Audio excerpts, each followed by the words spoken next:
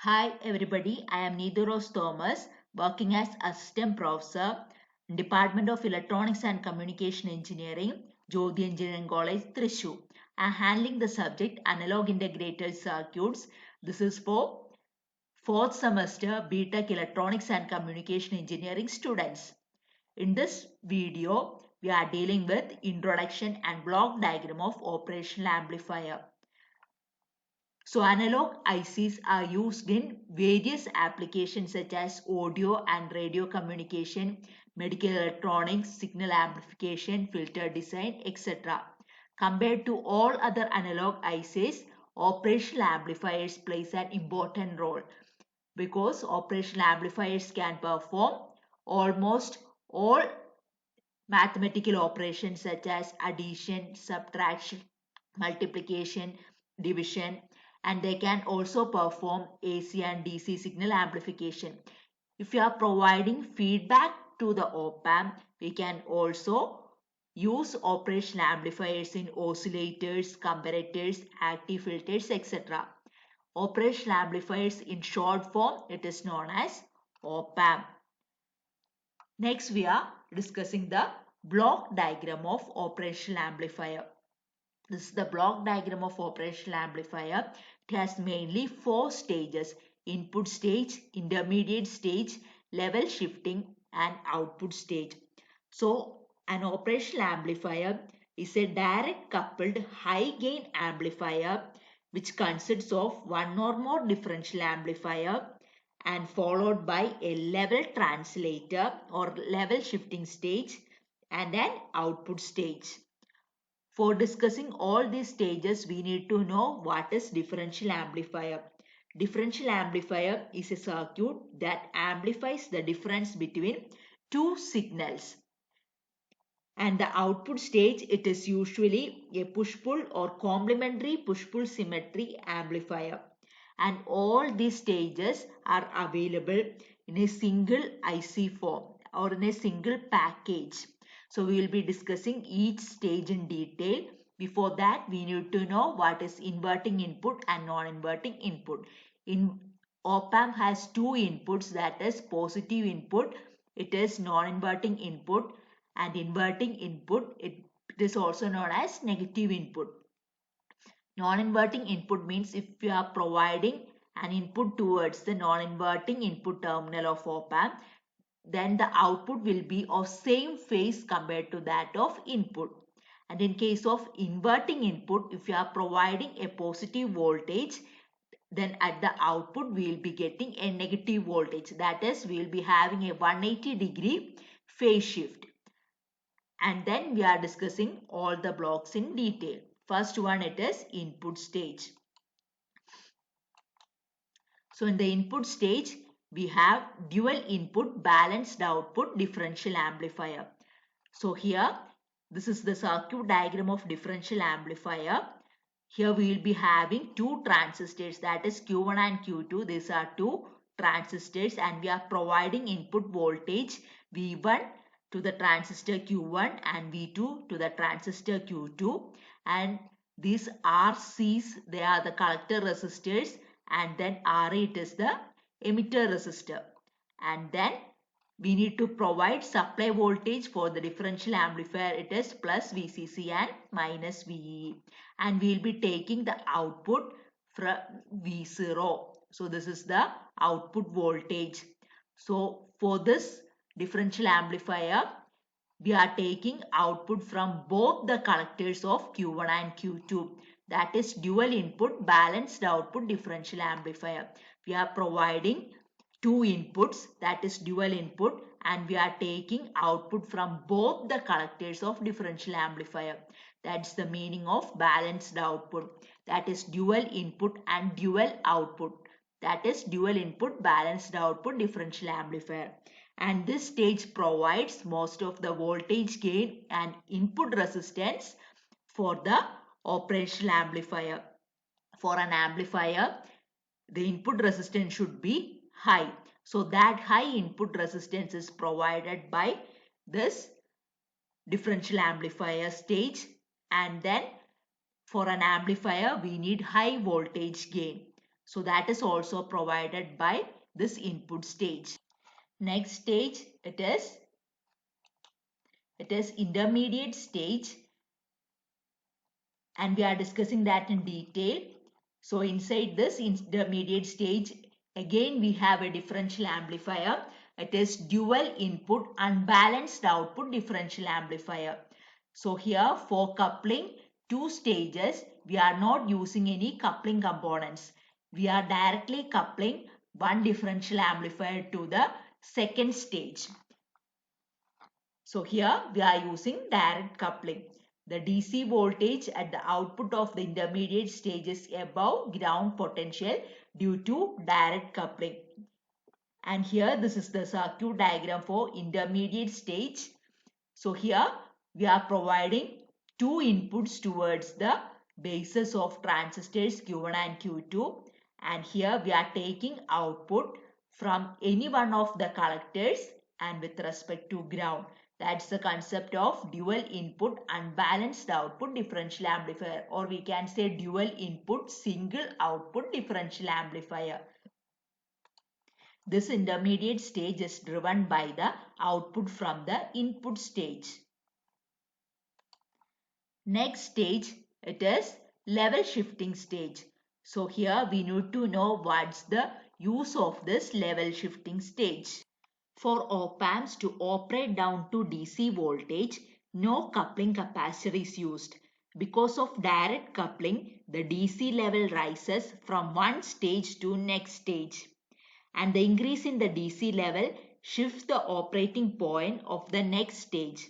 This limits voltage swing and provide distortion to the output signal. Therefore, the quiescent voltage of one stage is shifted before it is applied to the next stage. The output should have quiescent voltage level of 0 volt from 0 input signal. These are the reasons we are using level shifting stage after intermediate stage. So direct coupling is used in this circuit. So therefore, after each stage, the DC level shifts to a very high value. So we need to bring back that DC level with respect to ground. So here this circuit is used after intermediate stage to shift DC level at the output of intermediate stage downward to 0 volt with respect to ground. There are different types of level shifting stage circuits. The simplest type of level shifting stage it is emitter follower. So this is the circuit diagram of emitter follower. So here it acts as a buffer to isolate the high gain stages from the output stage. So this is the circuit diagram, and here using this emitter follower circuit we can provide a shift of 0.7 volt. That is, it is via V out minus V in, or we can represent it by Vi, that is equal to minus Vb, that is base emitter voltage of this transistor, or we can say V out minus Vi plus Vbe equal to 0. That's the equation we are getting from this loop. That is V out minus Vi plus Vbe, that is equal to 0 volt. We also know VBE, that is equal to 0.7 volt. That is base emitter voltage is equal to 0.7 volt. So therefore we have minus VBE, then the voltage is minus 0.7 volt. And if the shift is not sufficient from this circuit, we can use a potential divider. At this point, we will be using two resistors. This is the circuit diagram. Here, instead of a single resistor Re, we are having two resistors R1 and R2. And we will be taking the output from the junction between these two resistors. If the shift is not sufficient, the output can be taken at the junction of two resistors R1 and R2. And then the voltage shift is increased by the drop across R1. The only disadvantage is signal voltage get attenuated by R2 divided by R1 plus R2. So if we need to increase the shift, we can use this circuit. We can use two resistors instead of single resistor in this circuit. And then next stage it is output stage. So in the output stage we are using push-pull complementary amplifier. The function of output stage in an operational amplifier is to supply the load current and provide a low impedance output. And this output stage also increases output voltage swing. And here this circuit is designed to provide very low output resistance. As you see, this is the circuit diagram of push-pull complementary amplifier. We have NPN transistor as well as PNP transistor. So when one transistor is on, the other transistor will be off. So here we are providing a positive and negative going input signal. Consider we are providing sinusoidal signal as input here. So during the positive half cycle, NPN transistor will be on. Consider it as Q1. Then it will be turned on. And then NPN transistor is connected towards the supply voltage plus VCC. And we will be providing output current to the load RL. So it will be providing a direct path from VCC to the load resistor RL. Consider if VI is negative, then NPN transistor will be off and PNP transistor will be on. And then it removes the current from the load RL. That's about the output stage. And here we have one limitation, that the output voltage V0 remains 0 until input Vi exceeds Vb is equal to 0.5 volt, which is the cut-in voltage we need to provide. This condition is also known as crossover distortion. It can be eliminated by applying a bias voltage V slightly greater than 2 VBE between two bases.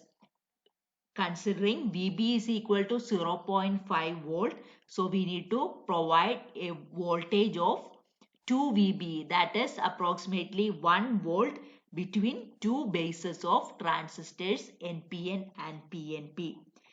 And if we are using that, a small current flows in the transistor even in the quiescent condition. That's about the output stage. So we have discussed 4 stages of operational amplifier. We have input stage, intermediate stage, then level shifting stage and output stage. So here this is the block diagram.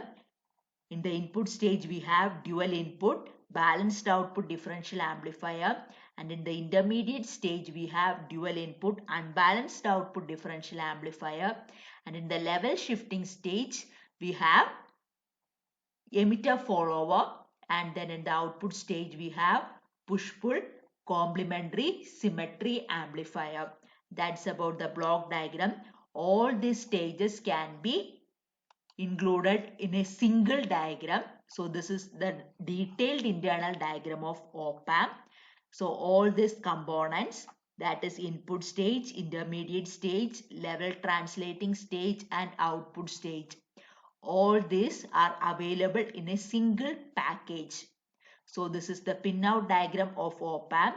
All the components are present inside this IC, that is input stage, intermediate stage, then level translating stage, and last one output stage. All are included in this IC.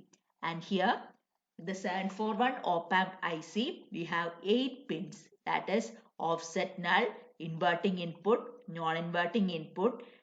Then we need to provide supply voltage for the op-amp, that is minus VCC and plus VCC. We are providing minus VCC to the pin number 4.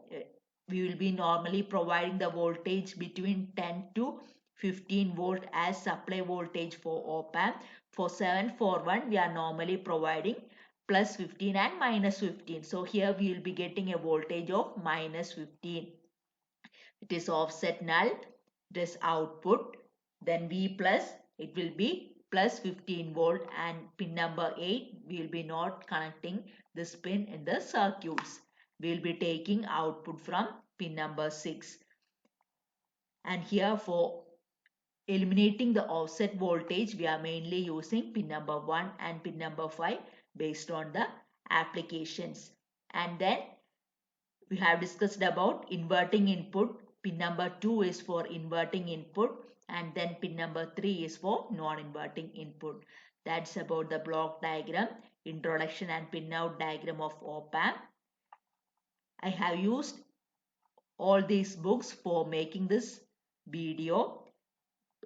D. Roy Chowdhury and Salil B. Jain, S. Salivahan and Gaikwad. These are the books I have referred. And thank you for watching this presentation.